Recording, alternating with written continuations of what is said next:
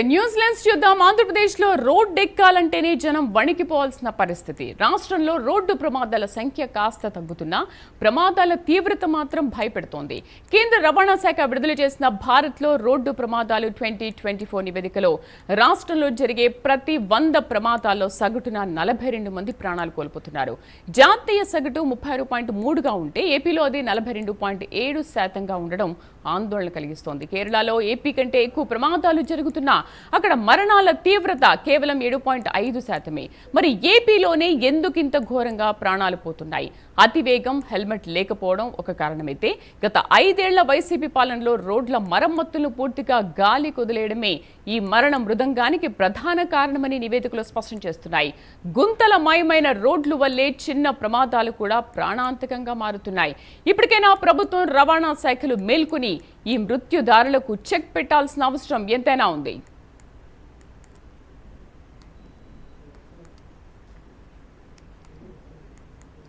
ఆంధ్రప్రదేశ్లో రోడ్డు ఎక్కాలంటేనే జనం చాలా భయపడాల్సిన పరిస్థితి నెలకొంది. రాష్ట్రంలో రోడ్డు ప్రమాదాల సంఖ్య కాస్త తగ్గుతున్నా ప్రమాదాల తీవ్రత మాత్రం భయపెడుతోంది. ఇక పూర్తి సమాచారం కరెస్పాండెంట్ నరేష్ అందిస్తారు. నరేష్, అసలు రోడ్డు ప్రమాదాలు 5 ఏళ్లలో చాలా ఎక్కువగా అయ్యాయని వినిపిస్తున్నాము. ఒకవైపు రోడ్లు సరిగ్గా లేక ఈ ప్రమాదాలు ఎక్కువగా జరుగుతున్నాయన్న వాదన కూడా ఉంది. సో ఇక మీదట కూటమి ప్రభుత్వం రోడ్డు ప్రమాదాలు జరగకుండా రోడ్లను ఏ విధంగా సరి చేస్తున్నారు, ఎటువంటి చర్యలు తీసుకుంటున్నారు? రైట్ శ్రీదేవి, మొత్తానికి మనం చూసుకుంటే ఈ రోడ్డు ప్రమాదాలు కేర్ ఆఫ్ అడ్రస్గా ఆంధ్రప్రదేశ్ నిలుస్తుంది. అంటే ఇది మనం చెప్పేటువంటి నివేదిక కాదు, సాక్షాత్తు కూడా కేంద్ర రవాణా శాఖ ఇచ్చినటువంటి 2024 నివేదికలో ఆంధ్రప్రదేశ్ 100 ప్రమాదాలలో 42 మంది మృత్యువాత పడుతున్నారనేది ఒక నివేదికలో తెలియజేయడం జరుగుతుంది. ఈ నేపథ్యంలో మనం చూస్తే ప్రధానంగా అంటే 100 ప్రమాదాలు జరిగితే 42 మంది మృత్యువాత పడ్డారు. ఏంటి అసలు ఈ యొక్క లెక్కలు చూస్తే కేంద్ర రవాణా శాఖే ఆశ్చర్యపోవాల్సిన పరిస్థితి ఏర్పడతా ఉంది. జాతీయ సగటు 36 ఉంటే ఇటు ఏపీలోని సగటు 42% ఉండడంతో ఒక్కసారిగా కూడా రోడ్డు ఎక్కాలంటే ప్రజలు భయాందోళన చెందాల్సిన పరిస్థితి ఏర్పడతా ఉంది. ఆంధ్రప్రదేశ్లో ప్రధానంగా కూడా గత 5 ఏళ్ల ప్రభుత్వంలో ఎలాంటి మరమ్మతులు చేయకపోవడం, చిన్న చిన్న రోడ్లు కూడా వేయలేకపోవడం, ప్రధానమైనటువంటి జాతీయ రహదారులు సైతం కూడా ఫ్యాక్చర్స్ కూడా వేయలేకపోవడం, ఎక్కడికెక్కడ కూడా గుంతల మాయంతో ప్రజలు తీవ్రమైనటువంటి ఒక భయాందోళనకు గురవుతూ ఉన్నారు. ఈ నేపథ్యంలోనే రాత్రిపూట ప్రమాదాలు ఎక్కువగా కావడం, ఇటు ప్రమాదాలు ఎక్కువ జరుగుతున్నటువంటి పరిధిలోనే ఎక్కువ మంది మృత్యువాత పడడం అనేది మనం 2024 ఇచ్చినటువంటి కేంద్ర రవాణా శాఖ యొక్క నివేదికలో ఆశ్చర్యపోవాల్సినటువంటి అవసరం. ఈరోజు ప్రజలు రోడ్డు ఎక్కాలంటే భయాందోళన చెందుతున్నారు. మరి కూటమి ప్రభుత్వం వచ్చిన తర్వాత గత 5 ఏళ్ళు విస్మరించినటువంటి ఈ యొక్క రోడ్లు మరమ్మతులు అయ్యుండొచ్చు, రోడ్లు వేయలేకపోవడం, అదేవిధంగా డైవర్షన్స్ సంబంధించినటువంటి సిగ్నల్స్ లేకపోవడం, హైవే తప్పిదం వల్ల రోడ్డు ప్రమాదాలు తప్పిదాలకు సంబంధించినటువంటి అధికారుల యొక్క నిర్లక్ష్యానికి పూర్తి స్థాయిలో కూడా దాదాపు 100 యాక్సిడెంట్లు జరిగితే అందులో 42 ప్రమాదాల్లో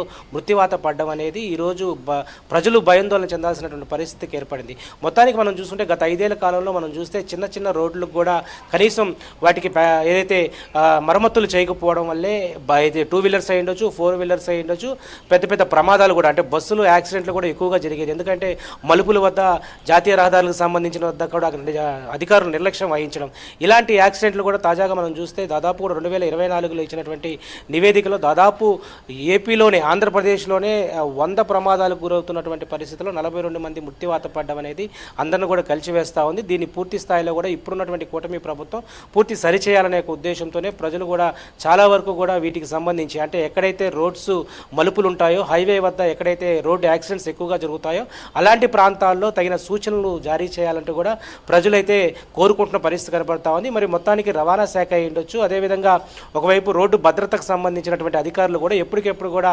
నిర్లక్ష్యం వహించకుండా ఇటు ప్రధాన రహదారులు సైతం కూడా ఎక్కువగా యాక్సిడెంట్ జరుగుతున్నటువంటి ప్రాంతాలను కూడా ఐడెంటిఫికేషన్ చేసి కొన్ని బోర్డ్స్ అయితే గోస్లో ఉంటుంది, యాక్సిడెంట్ జోన్ ఉంటుంది, అదేవిధంగా కొన్ని ప్రాంతాల్లో యాక్సిడెంట్ జరగకుండా తగిన చర్యలు అయితే చేపడతా ఉంటారు. అంటే పట్టపగలే రోడ్డుకు సంబంధించి మరమ్మతులు చేసేటప్పుడు కొన్ని ప్రికాషన్స్ జారీ చేస్తారు.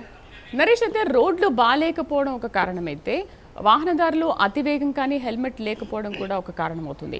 దీనికి పోలీసులు ఎటువంటి అవగాహన చర్యలు చేపడుతున్నారు, ఎస్పెషల్లీ ట్రాఫిక్?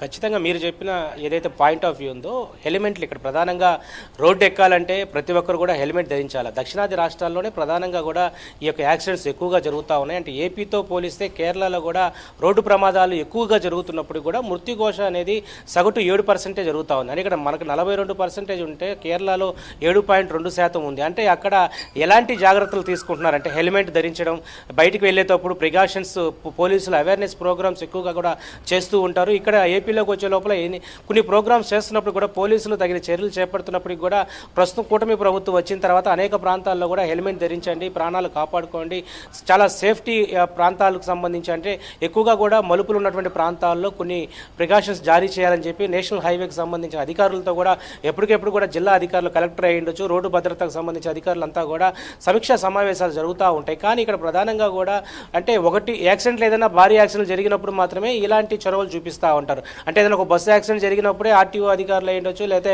ఇటు నేషనల్ హైవేకి సంబంధించిన అధికారులు అయి ఉండొచ్చు, అక్కడ ఉన్నటువంటి జిల్లా స్థాయి అధికారులు కూడా అప్రమత్తం అవుతారు. మరలా యథాతథగా ఉండేటువంటి పరిస్థితి ఉంది. మొత్తానికైతే ఇటు ఆంధ్రప్రదేశ్లో ప్రజలు రోడ్డెక్కాలంటే కొంత ఆందోళన చెందాల్సిన పరిస్థితి ఏర్పడతా ఉంది.